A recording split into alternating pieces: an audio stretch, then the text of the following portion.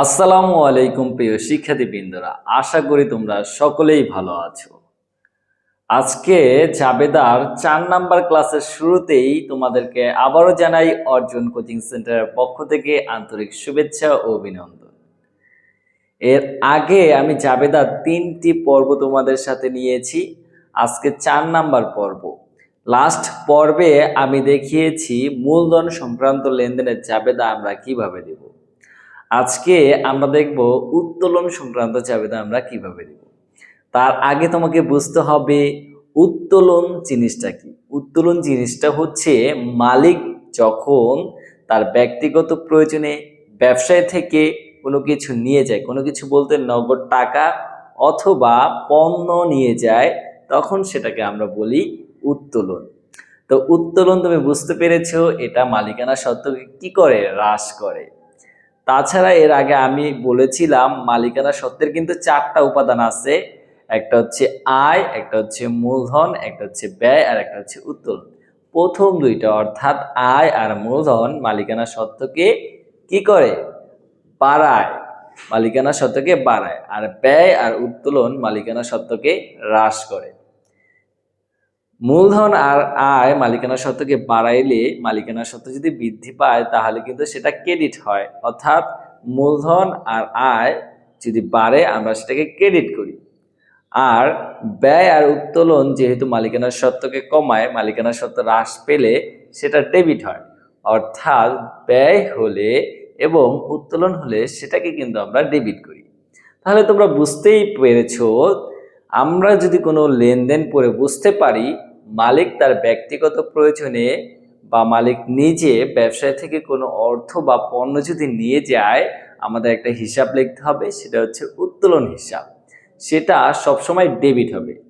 মালিক কোনো কিছু যদি প্রতিষ্ঠান থেকে নিয়ে যায় তাহলে কি হবে, উত্তোলন হিসাব সবসময় ডেবিট হবে, সেটা নগদ টাকা হোক আর হচ্ছে পণ্য হোক, কারণ উত্তোলন তো মালিকানা সত্ত্বকে কমায়, আর মালিকানা সত্ত্ব যদি হ্রাস পায় সেটা কি হয়, ডেবিট।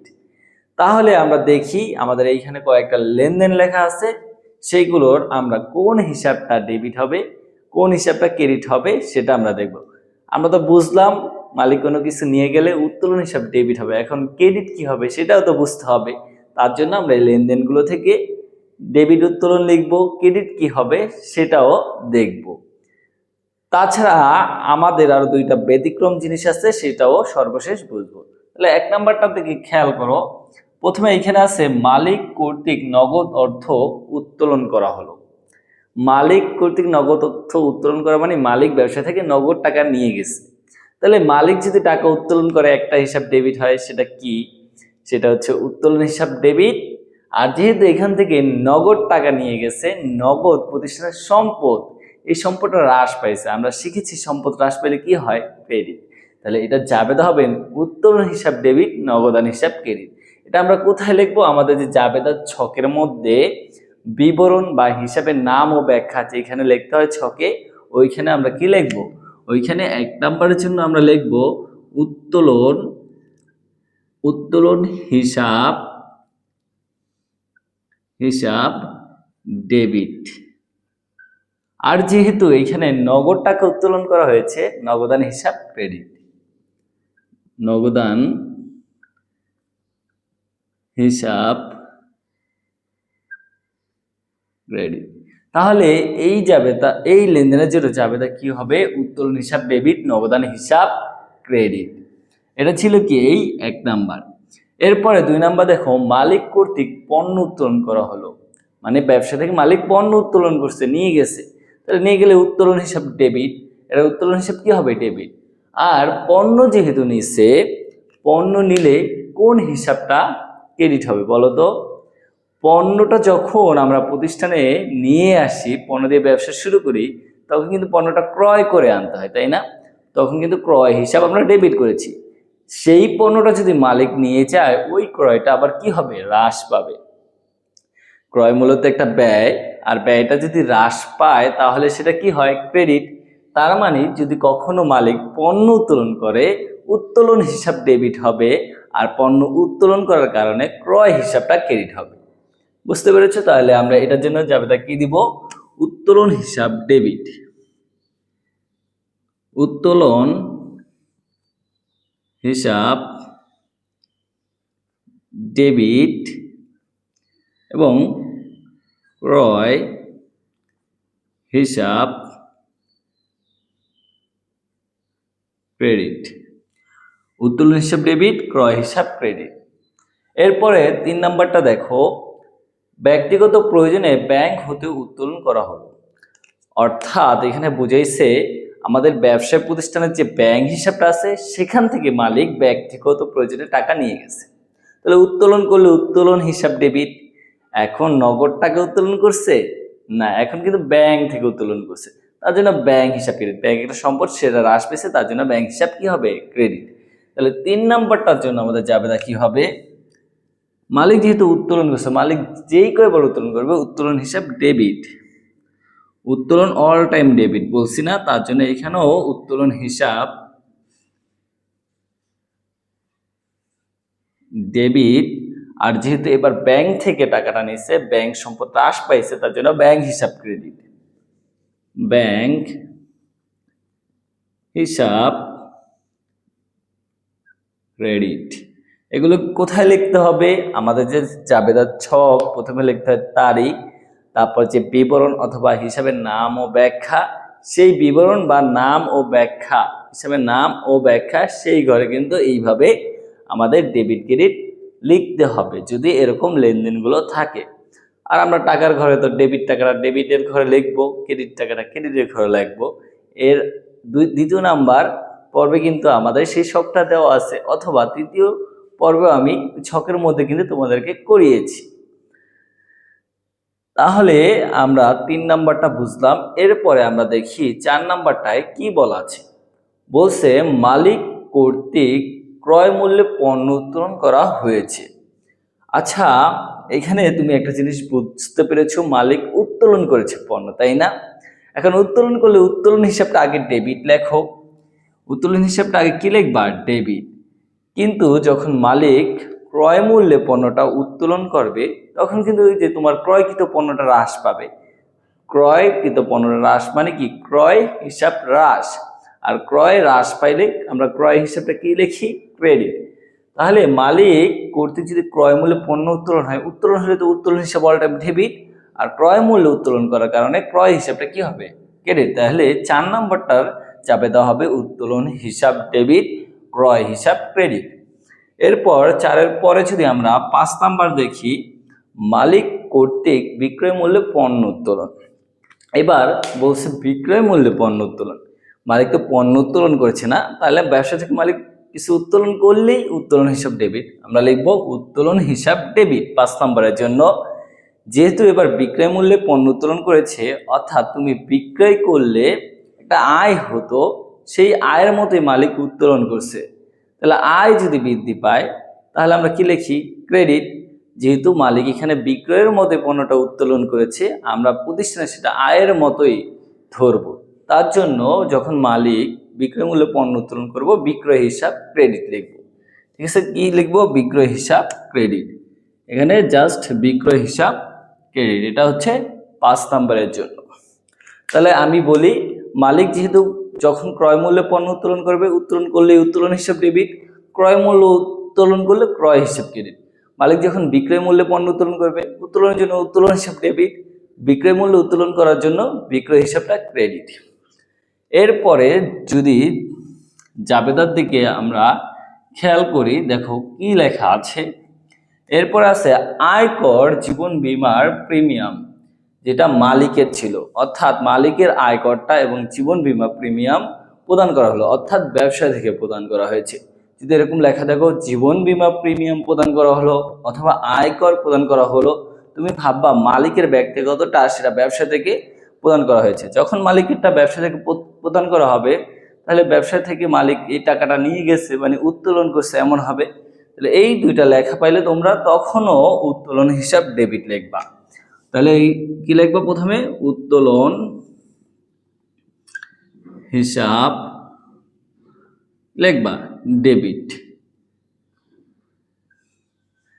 আর আয়কর মানে আয়ের উপরে যে করটা দিতে হয়, সে আয়কর কি? আমরা নগদ টাকা দিই, অথবা জীবন বীমা প্রিমিয়াম কি? আমরা যে বিভিন্ন বীমা করি, জীবন বীমা করি, সেই বীমার জন্য প্রতি মাসে যে টাকাটা দিতে হয় সেটাই হচ্ছে জীবন বীমা প্রিমিয়াম। এই টাকাটাও তো নগদ দিতে হয়। এই দুইটা লেখা যেটাই থাকুক, দুইটার টাকাই কিন্তু আমাদের নগদ টাকা দিতে হয়। তাহলে যেহেতু মালিক এইটা ব্যবসা থেকে দিচ্ছে, নগদ টাকাই দিচ্ছে, নগদ সম্পদ কমলে কি হবে? নগদান হিসাব ক্রেডিট। এইটা মালিক নেওয়ার কারণে উত্তোলন হিসাব ডেবিট, আর নগদ টাকা চলে যাওয়ার কারণে নগদান হিসাব কি হবে? ক্রেডিট। এখানে কি লিখবা? নগদান হিসাব ক্রেডিট। ওকে, 6 নাম্বার পর্যন্ত আশা করি খুব ভালোভাবে বুঝতে পেরেছো। এরপরে আমরা যদি 7 নাম্বার খেয়াল করি, বলছে ব্যবসায় হতে ছেলে মেয়ের স্কুলের বেতন প্রদান অথবা তাদের জন্মদিনের উপহার ক্রয় অথবা মালিকের স্ত্রীর গহনা ক্রয় বা মালিক ব্যক্তিগত পণ্য যদি ক্রয় করে, অর্থাৎ ব্যবসায় থেকে যদি এইগুলো মালিক করে তাহলে কি হবে? ব্যবসা থেকে মালিক টাকাটা নিয়ে যাবে, টাকাটা নিয়েই তো ওই টাকা দিয়ে এইগুলো ক্রয় করবে। অর্থাৎ এরকম যদি কিছু থাকে, স্কুলের বেতন প্রদান ব্যবসা টাকা হতে, তারপর হচ্ছে তাদের ছেলেমেয়ের জন্মদিনে উপহার ক্রয় ব্যবসা টাকা থেকে, স্ত্রীর গহনা ক্রয় ব্যবসা টাকা থেকে, বা ব্যক্তিগত পণ্য ক্রয় ব্যবসা টাকা থেকে, অর্থাৎ এইগুলোর মানে বোঝাচ্ছে মালিক ব্যবসা থেকে টাকা নিয়ে এগুলো ক্রয় করতেছে, মানে টাকা উত্তোলন করেছে মালিক। তাহলে যেহেতু উত্তোলন করেছে, উত্তোলন হিসাব ডেবিট, আর যেহেতু টাকা উত্তোলন করেছে নগদ, নগদান হিসাব কি হবে? ক্রেডিট। তাহলে এইটার জাবেদা আমরা কি দিব? উত্তোলন হিসাব ডেবিট, নগদান হিসাব ক্রেডিট। এরপরে আমরা যে ব্যতিক্রম দুইটা আছে, এই দুইটা লেখা থাকলে তোমরা ভাববা এটা মালিক উত্তোলন করে নাই। তাহলে লেখা দুইটা কি দেখো? ব্যবসায় বা অফিসের প্রয়োজনে ব্যাংক থেকে টাকা উত্তোলন করা হলো, অর্থাৎ তোমার যে ব্যাংক হিসাবটা আছে প্রতিষ্ঠানের, সেইখান থেকে তুমি ব্যবসায়ের প্রয়োজনে টাকা উত্তোলন করে নিয়েছো। অর্থাৎ তোমার ব্যাংকে ধরো টাকা ছিল, এখন নগদ টাকা প্রয়োজন, সেই ব্যাংক থেকে তুমি নগদে টাকাটা নিয়ে এসেছো। তাহলে এখানে কি হচ্ছে? এখানে কি মালিক টাকা নিয়েছে? না, এখানে মালিক টাকা নেয় নাই। তোমার ব্যাংক যে সম্পদ, সেখান থেকে তুমি টাকাটা নগদ সম্পদে নিয়ে এসেছো। অর্থাৎ ব্যাংকের সম্পদটা হ্রাস পাচ্ছে, তোমার প্রতিষ্ঠানের নগদ সম্পদটা বৃদ্ধি পাচ্ছে। তার মানে এখানে মালিক কোনো উত্তোলন করছে না, তার জন্য বলছে এই এন্ট্রিটা একটু ব্যতিক্রম। তাহলে এখানে জাবেদা কি হবে? যেহেতু তোমার ব্যাংক হিসাবটাও সম্পদ, নগদান হিসাবটাও সম্পদ, তুমি ব্যাংকের সম্পদ থেকে নগদ সম্পদে নিয়ে আসছো, অর্থাৎ নগদান হিসাব ডেবিট, কারণ নগদ সম্পদটা বৃদ্ধি পেয়েছে, আর ওই ব্যাংক সম্পদটা হ্রাস পেয়েছে, তার জন্য ব্যাংক হিসাব কি হবে? ক্রেডিট।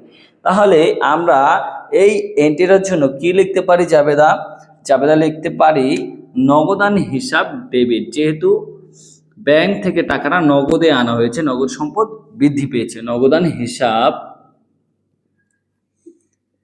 ডেবিট। আর এটা কোথা থেকে এনেছি? আমাদের ব্যবসায় ব্যাংক হিসাব থেকে, ব্যাংক সম্পদটা হ্রাস পেয়েছে, ব্যাংক হিসাব ক্রেডিট, ব্যাংক হিসাব ক্রেডিট। আশা করি আমাদের এই জাবেদাটাও তুমি খুব ভালোভাবে বুঝতে পেরেছো। এরপর লাস্টের যেটা ব্যতিক্রম আছে, বলছে নগদ টাকা ব্যাংকে জমা দেওয়া হলো। ধরো তোমার ব্যবসায় প্রতিষ্ঠানে অনেক নগদ টাকা হয়ে গেছে, যেটা ব্যবসায় প্রতিষ্ঠানে রাখা রিস্ক। সেক্ষেত্রে কি করবা? তোমার যে ব্যাংক অ্যাকাউন্ট আছে সেখানে তুমি চিন্তা করলা আমি কিছু টাকা ব্যাংকে রেখে দিই সেফটির জন্য, মানে নগদ টাকা তুমি এবার ব্যাংকে, ব্যবসায় ব্যাংক হিসাবে রেখে দিয়েছো। তাহলে নগদ এবার হ্রাস পেল, নগদ সম্পদ হ্রাস এবং ব্যাংক সম্পদ বৃদ্ধি পেল। তাহলে এইটার জাবেদা কি হবে? ব্যাংক সম্পদ যেহেতু বৃদ্ধি পেয়েছে, ব্যাংক হিসাব ডেবিট আর নগদান হিসাব ক্রেডিট। তাহলে লাস্ট এন্ট্রিটাও কি ছিল? ব্যতিক্রম। এটা কিন্তু মালিক উত্তোলন করেনি, নগদ টাকা ব্যাংকে জমা দেওয়া হয়েছে, মানে ব্যবসায়ের নগদ টাকা ব্যবসার ব্যাংক হিসাবে রাখা হয়েছে, তার জন্য এটার জাবেদা কি হবে? ব্যাংক হিসাব ডেবিট, নগদান হিসাব ক্রেডিট।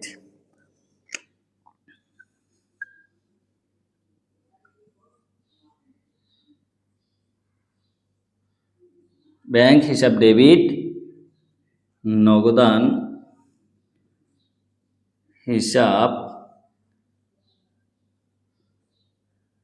ক্রেডিট। তো এইখানে আমি যে 8টা এন্ট্রি জাবেদা বুঝাইছি, সেটা আশা করি তোমরা খুব ভালোভাবে বুঝতে পেরেছো। তাহলে মাথায় কি রাখবা উত্তোলন সংক্রান্ত জাবেদায়?